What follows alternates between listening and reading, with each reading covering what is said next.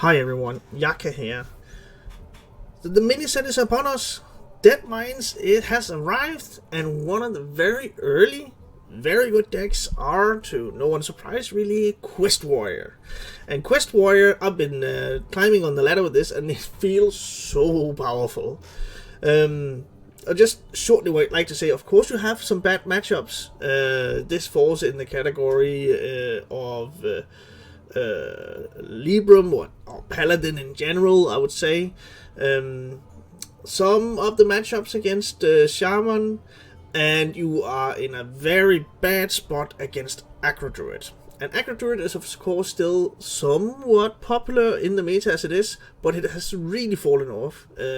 Even just before Legend, where people are really tryharding and Aggro Druid is still good, it's only above 10%, so it's not awful at the moment. Other than that, you are completely in the green.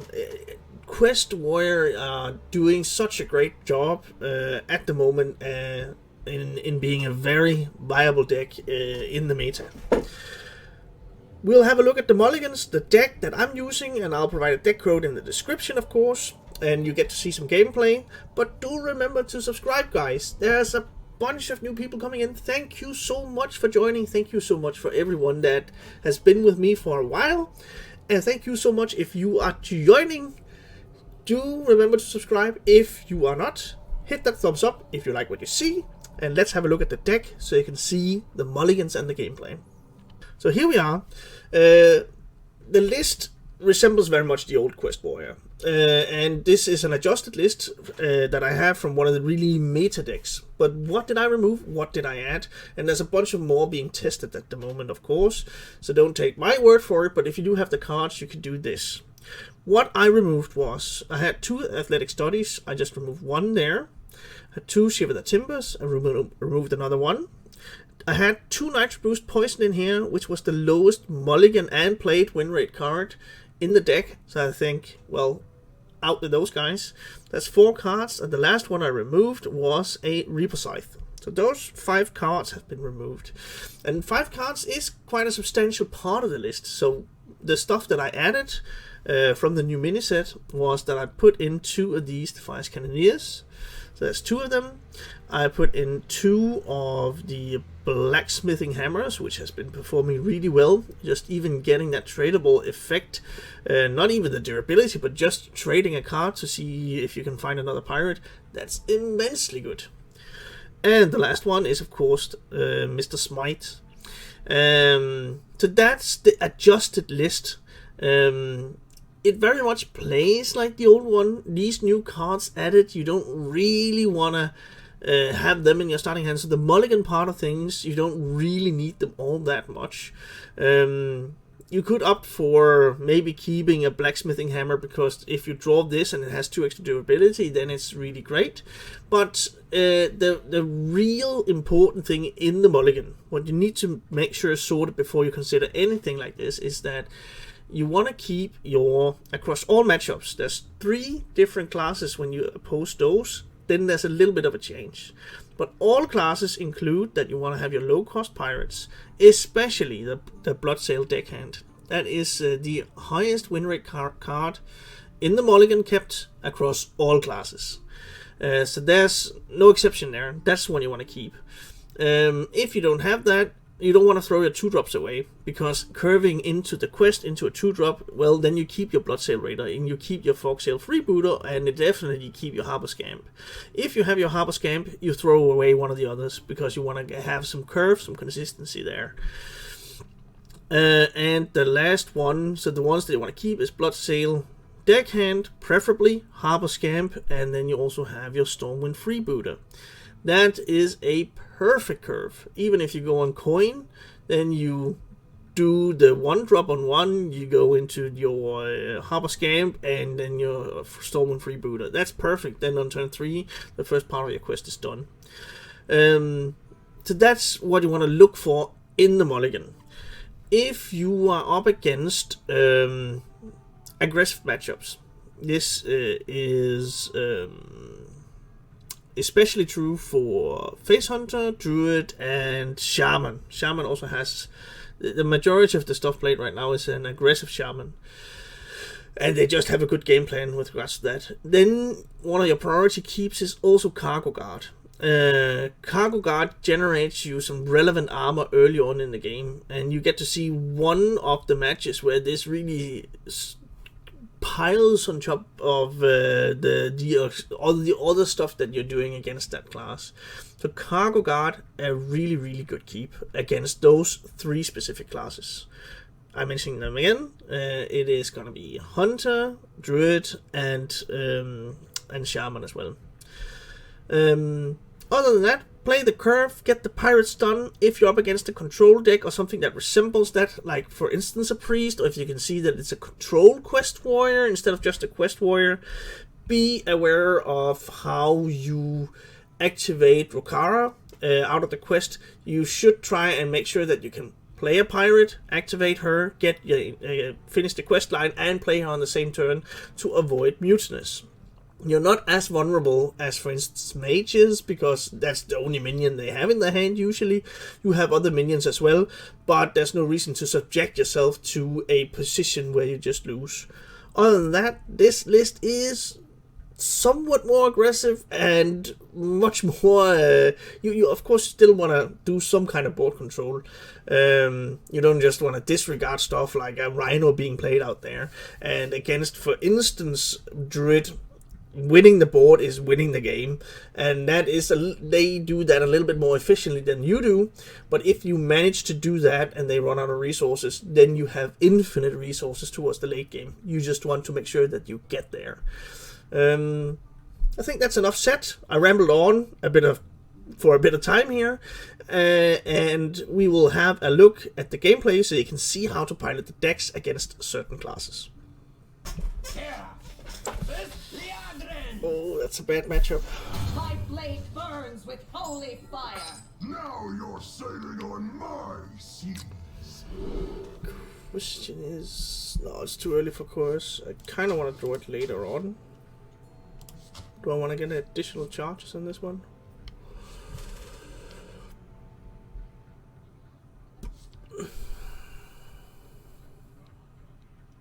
Sure. We can even do that before the quest. Maybe.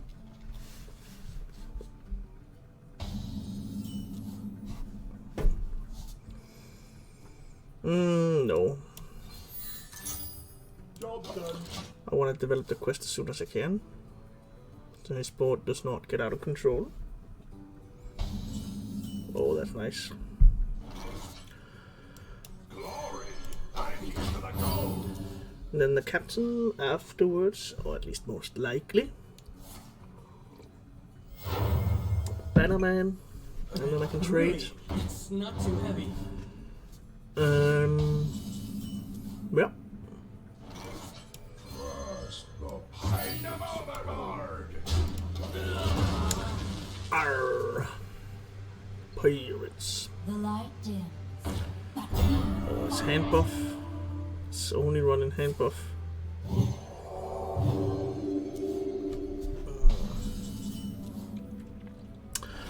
Ooh, that's actually nice.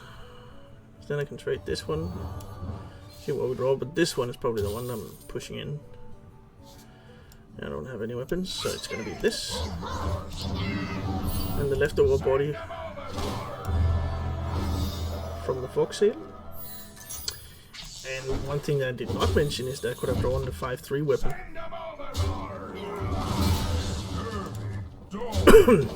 And if he goes wide on the board, then I have a Reaper Scythe into cutting class now.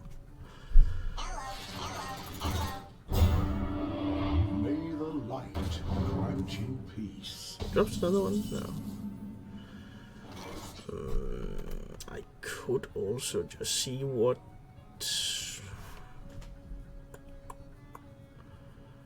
No, we're fine. We are gonna do... like this.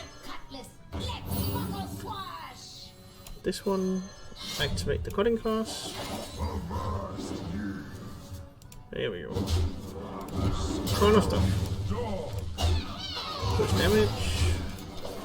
And I don't have to worry about cleave effects in Paladin. The only one is the Samuro, and board positioning doesn't really matter there. Really? It's not too heavy. Double buff.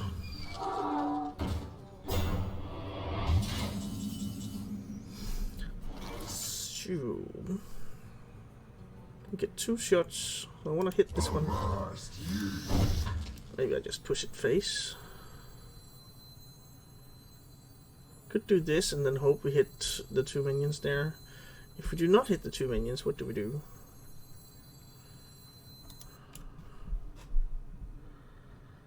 Then I kind of need to waste this hit here.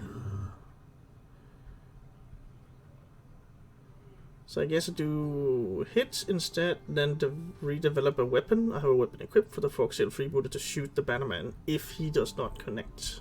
If the quest does not connect. And if the quest connects, then it's going to be Harper Scamp. So let's see where I would land on those cannonballs. Come on. Shoot, shoot, shoot, shoot. Need to attack as well. Then we go for the freebooter. And we go face. Set up lethal, then we're just gonna keep our fingers crossed.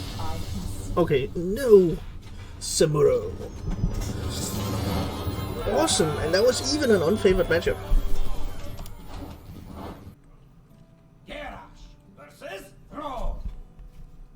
For Doomhammer, now you're sailing on my seas. Okay, this one we should have.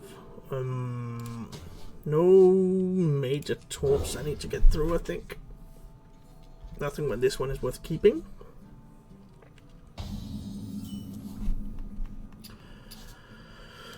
Always this, and then this one, and then we'll see whether we need to develop something that clears something. Or we just gain some armor. And then he has his turn as well. If it is like an aggro list, it might be, but he did not develop anything. Just need to develop the pirates. This is a nice upside together with the Foxtail Freebooter. But you just want to develop the pirates as soon as you can. See what he does.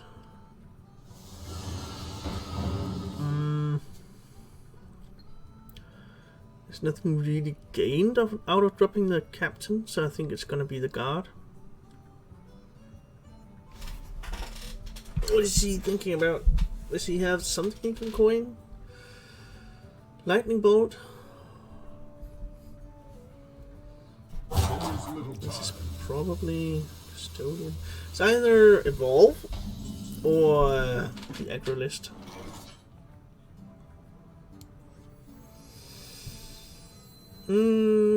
This one, and then I could draw the weapon on this, and then I can play its 4 cost weapons, so I can play that in conjunction with the deckhand. I can use my face to clear anything that he drops. Also taking a bit of taking care of my minions. And this one he is annoyed about. What can you do? Canal Slugger? If it drops a Canal Slugger, it is probably better to just trade.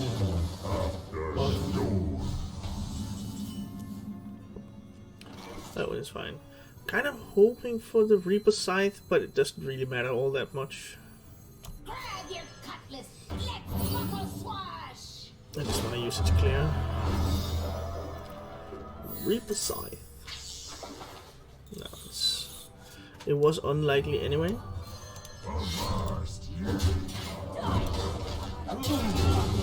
There we go. And then these 2 guys most likely develop another part of the quest, and I shoot a couple of his minions. Do I need to?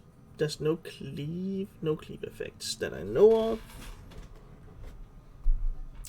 Well, there is a spell. But I don't think I can play around that anyway. Okay. Best case scenario, 2 hits. This one.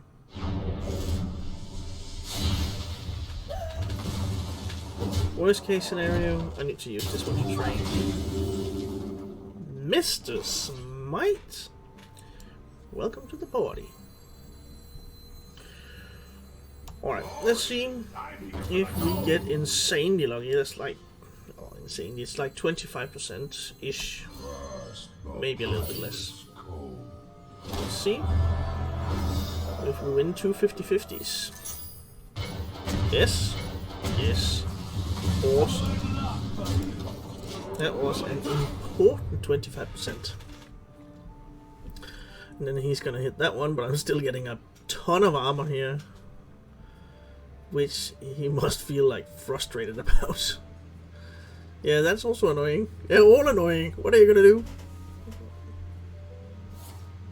My advice, clear that one first.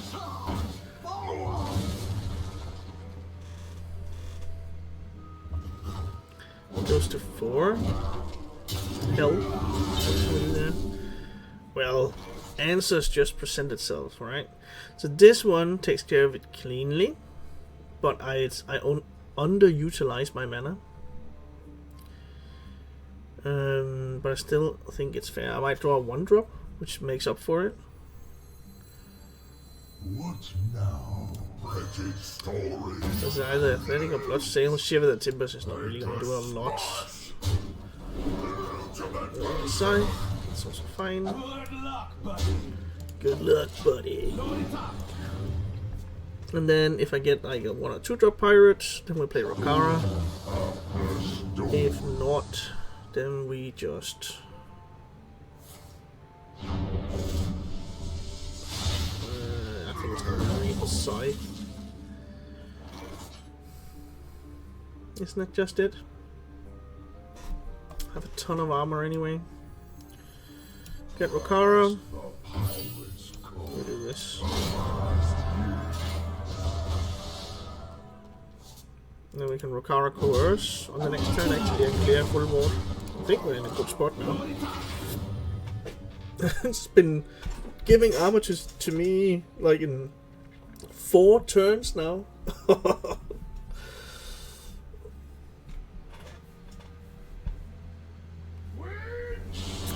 Alakir! Oh no!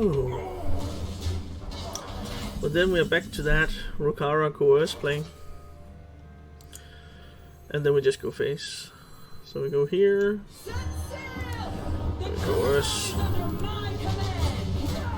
then we just go face. And another turn of armor. Isn't this just adieu? Auf Wiedersehen. Goodbye. Farvel. Au revoir.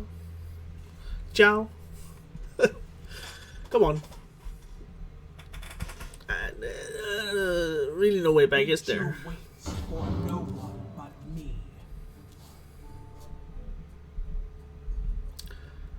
Alright. Is it a frog? Probably needs to be a frog somehow. Okay. Could also be the... Oh, Lilipad Lurker, there we go.